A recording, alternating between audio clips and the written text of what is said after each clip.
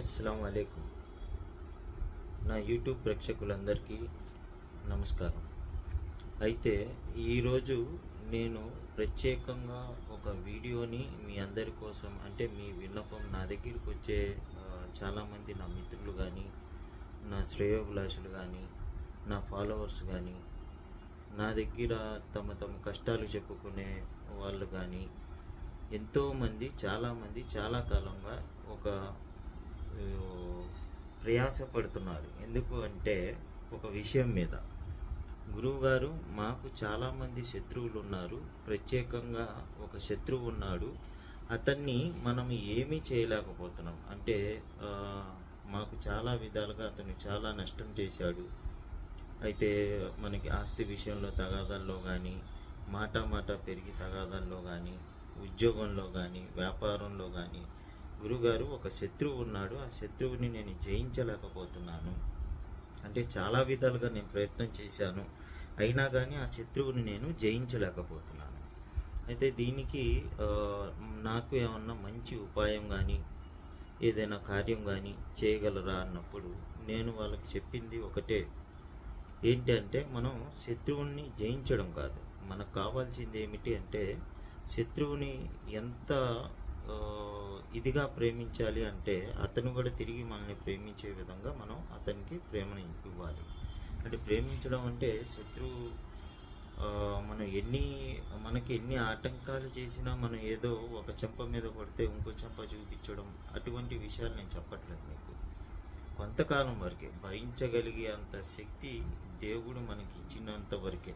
మనం భరించలేనంత శత్రువు కూడా మన మీద చాలా నిందలు వేయడం కానీ, కావాలని మనల్ని నష్టం చేయడం కానీ, అలాంటి విషయాలు ఉన్నప్పుడు మాత్రమే ఈ యొక్క నేను చెప్పబోతున్న ప్రయోగాన్ని మీరు ఉపయోగించాలి.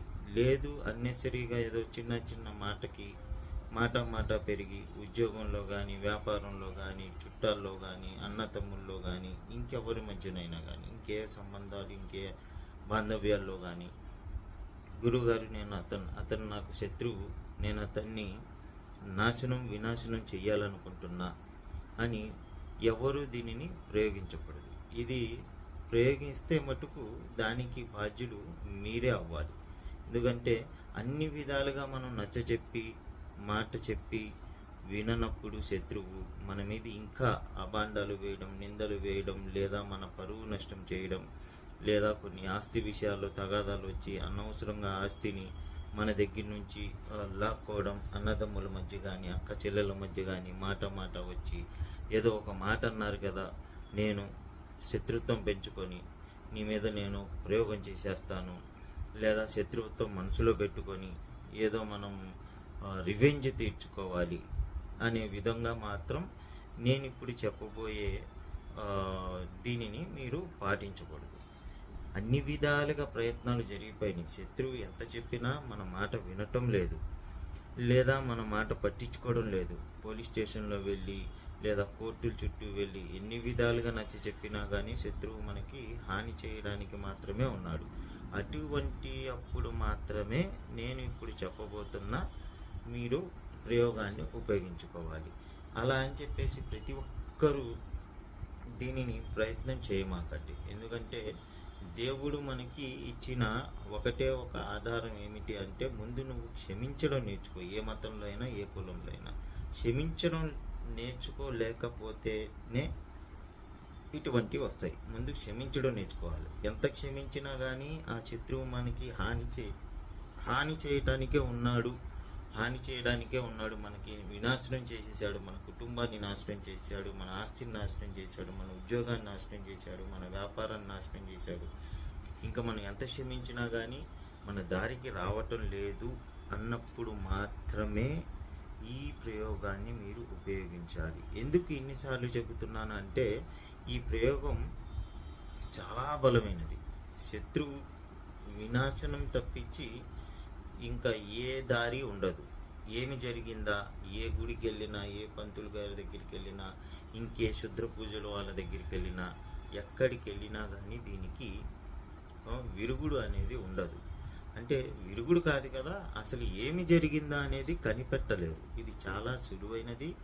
అలాగని చాలా భయంకరమైనది. జాగ్రత్తగా గుర్తుపెట్టుకోండి.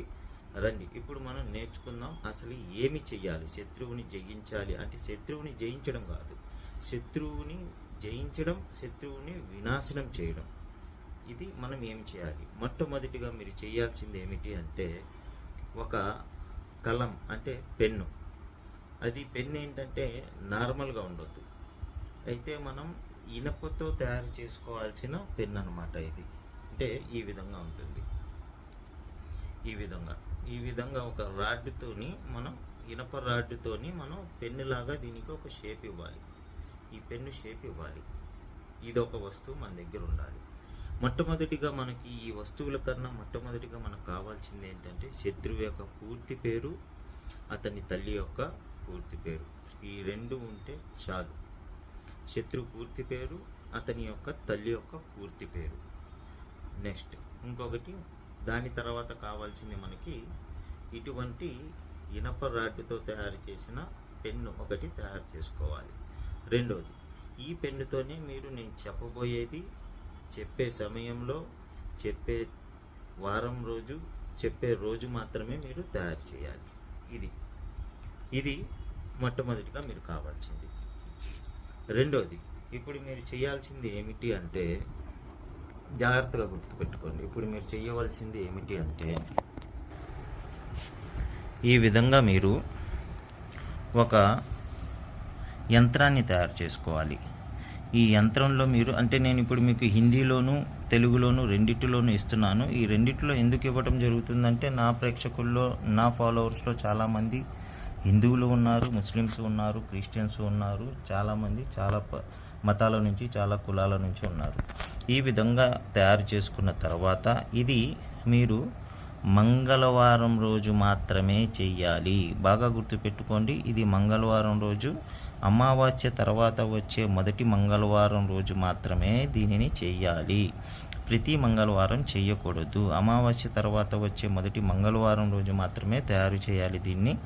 ఈ విధంగా ఒక సర్కిల్ అంటే ఒక ఈ ఆకారాన్ని వేసుకొని ఇక్కడ ఒక లైను, ఇక్కడ ఒక లైను వేసుకొని దీంట్లో మీరు రాయవలసింది ఏమిటి అంటే యాహారోత్, యాహారోత్, యాహారోత్, యాహారోత్. ఈ నాలుగు వైపులా యాహారోత్ అనేది రాసుకోవాలి. యాహారోత్ అనేది రాసుకోవాలి. మొట్టమొదటిగా ఇక్కడ రాయాలి, రెండోసారి ఇక్కడ రాయాలి, మూడోసారి ఇక్కడ రాయాలి, నాలుగోసారి ఇక్కడ రాయాలి. ఇలా రాసిన తర్వాత దీంట్లో అంటే దీన్ని దేనితో రాయాలి అనేది మీకు ఇంకా చెప్పలేదు.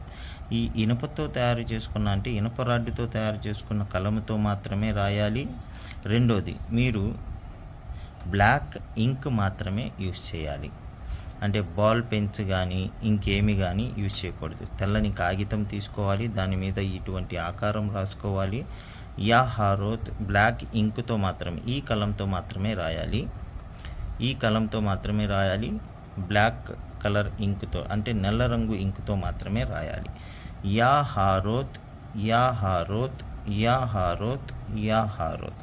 ఇది రాసిన తర్వాత మీరు శత్రువు యొక్క పూర్తి పేరు మరియు అతని యొక్క తల్లి పేరు, అలాగే ఇక్కడ కూడా శత్రువు యొక్క పూర్తి పేరు మళ్ళీ అతని యొక్క తల్లి పేరు ఇది రాసిన తర్వాత మీరు అదే రోజు లేదా మరుసటి రోజు అంటే మంగళవారం మీరు రాత్రి తయారు చేసుకుంటారు దీన్ని. బుధవారం రోజు మీరు ఏం చేయాలంటే బుధవారం రోజు దీనిని చిన్న పేపర్ మీద రాసుకోవాలి. మరి ఇంత పెద్ద పేపర్ మీద రాయకూడదు, మీరు చాలా చిన్న పేపర్ మీద రాయాలి. దీనిని మీరు ఎక్కడైతే శత్రువు నడుస్తాడో అంటే అతని రాకపోకలు ఎక్కడైతే ఉంటాయో అక్కడ మీరు దీన్ని చేసుకోవాలి. ఎక్కడైతే శత్రువు యొక్క రాకపోకలు ఉంటాయో ఆ శత్రువు రాకపోకల మధ్యలోనే మీరు దీనిని పారవేయాలి.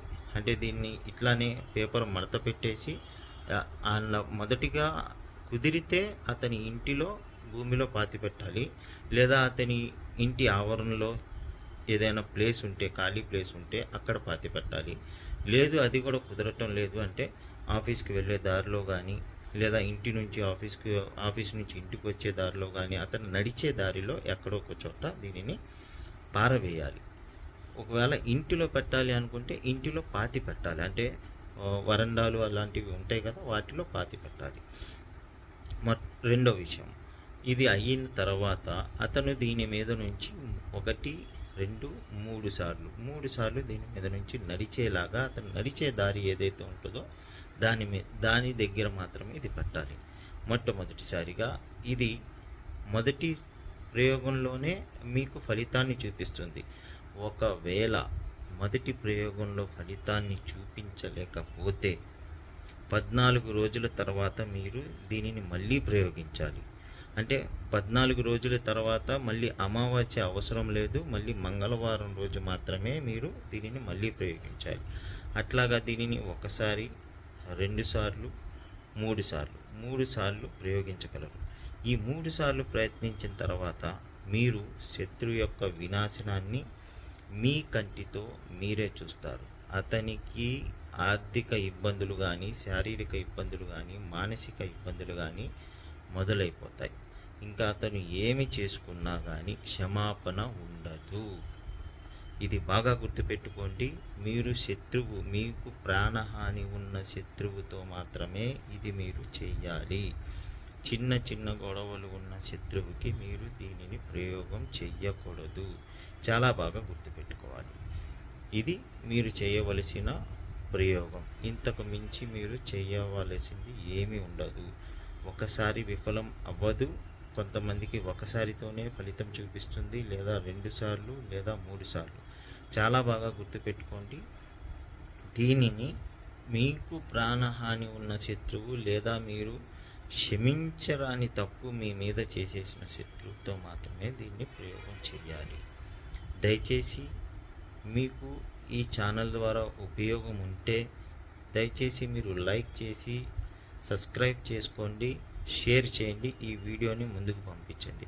ఇటువంటి ఇంకా ఎన్నెన్నో వీడియోలు మీకోసం నేను చెప్పడానికి, మీకోసం నేను మిమ్మల్ని నేర్పించడానికి, మీకు జాగృతం చేయడానికి, మీరు జీవితంలో చక్కగా సుఖంగా ఉండటానికి మీకు ఇటువంటి ప్రయోగాలు, ఉపాయాలు ఎన్నెన్నో చెప్పడం జరుగుతుంది ఈ ఛానల్ ద్వారా. దయచేసి మీరు లైక్ అండ్ సబ్స్క్రైబ్ చేసుకోగలరని ఆశిస్తున్నాను. మీ అందరికీ కృతజ్ఞతలు. నమస్కారం. మీ